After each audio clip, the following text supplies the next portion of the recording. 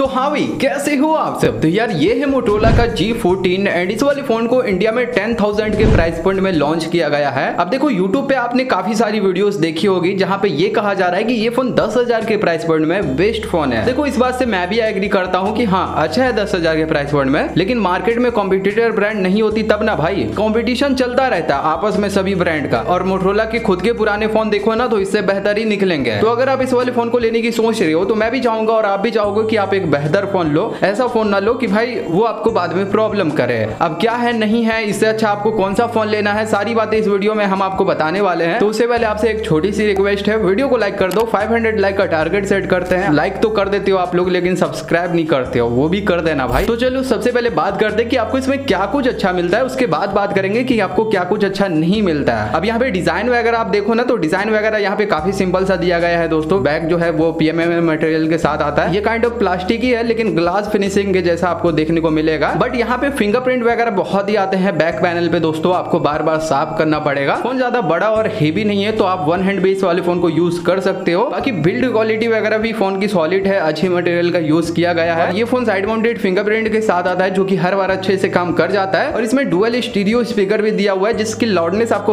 अच्छी लगेगी। डिस्प्ले की बात करूं तो इसमें आपको एक 6.5 इंच की फुल HD प्लस 60 हर्ट्ज वाली डिस्प्ले लगी हुई मिल जाती है। अब डिस्प्ले में ये लोग काफी ज्यादा कटौती कर रहे हैं, वो क्या मैं आपको बताऊंगा। बट यहाँ पे अगर आप मल्टीमीडिया कंज्यूम करते हो तो डिस्प्ले के कलर्स वगैरह आपको अच्छे देखने को मिलेंगे। और हाँ, इसमें वाइडबैंड L3 का सपोर्ट देखने को मिलता है। बाकी ब्राइटनेस वगैरह भी फोन की अच्छी है, आउटडोर में डिस्प्ले इजीली विजुअल हो जाता है। और इसमें आपको 5000 mAh की बैटरी लगी हुई मिल जाती है और 20 वोल्ट के फास्ट चार्जर के साथ ये फोन आता है। अगर आप नॉर्मल यूजर हो तो आपको 1 से 1.5 दिन का बैकअप ये फोन इजिली निकाल कर दे देगा और 2 घंटे में ये फोन 0 to फुल चार्ज भी हो जाता है। तो यहाँ पे बैटरी बैकअप वगैरह आपको डिसअपॉइंट नहीं करेगा। बाकी ये जो फोन है out of the box Android 13 के साथ आता है और आपको मोटोरोला का MyOS देखने को मिलता है। जब से मोटोरोला वाले एंड्रॉइड 13 देना स्टार्ट करे हैं तब से ये लोग ब्लॉटवेयर वगैरह भी ठूसने लगे UI में। बाकी UI में आपको कोई भी बग या फिर जिटर वगैरह देखने को नहीं मिलेगा। और मोटोरोला वाले प्रॉमिस कर रहे हैं कि आपको 1 साल का OS अपडेट मिलेगा और 3 साल का सिक्योरिटी पैच अपडेट मिलेगा। अब यहाँ पे ये लोग क्या करते हैं कि बस प्रॉमिस करके निकल जाते हैं और अपडेट देते ही नहीं है। भाई दे दिया करो यार, बस बोल के थोड़ी ना काम चलने वाला है। अब इसमें जो प्रोसेसर दिया हुआ है यूनिसॉक्स का T616 का प्रोसेसर दिया हुआ है जो कि 12 nm बेस्ड प्रोसेसर है। अगर आप इसकी अंदुदो इसको निकालो तो 2 लाख के प्लस की इसकी अंदुदो इसको निकल के आती है। इवन भाई CPU थ्रॉटलिंग पे और गिगबेंच वगैरह पे भी स्टेबल होता है। और BGMI अगर आप प्ले करते हो तो आपको HD हाई और स्मूथ पे अल्ट्रा की सेटिंग देखने को मिल जाती है और आपको जायरो वगैरह का भी सपोर्ट देखने को मिल जाता है। बाकी गेमिंग के दौरान ये फोन हीट भी नहीं होता है, हीटिंग वगैरह को भी काफी अच्छे से कंट्रोल करके रखता है। बट एक चीज का ध्यान रखना कि ये फोन नॉर्मल यूज के लिए बना हुआ है, note heavy use, heavy gaming करोगे तो दिक्कत करेगा दोस्तों। और इसमें आपको UFS 2.2 की स्टोरेज देखने को मिलती है तो ऐप ओपनिंग ऐप क्लोजिंग वगैरह भी काफी अच्छी है इस वाले फोन में। बाकी कैमरास की बात करूं तो इसमें आपको 50 मेगापिक्सल का प्राइमरी सेंसर देखने को मिलता है और 8 मेगापिक्सल का सेल्फी कैमरा मिलता है। यहाँ पे 50 मेगापिक्सल के कैमरे से अच्छी फोटोज आती है, कलर्स वगैरह आपको अच्छे देखने को मिलेंगे, डिटेलिंग वगैरह फोटोज में अच्छी होती है। सेल्फी कैमरे में थोड़ी बहुत इंप्रूवमेंट की जरूरत थी, यहाँ पे कलर्स वगैरह उतने अच्छे नहीं आते हैं और लाइट कंट्रोल वगैरह भी उतनी अच्छी नहीं आती है। बाकी ये फोन 1080p वीडियो 30 fps पे रिकॉर्ड कर सकता है फ्रंट रियर दोनों ही से।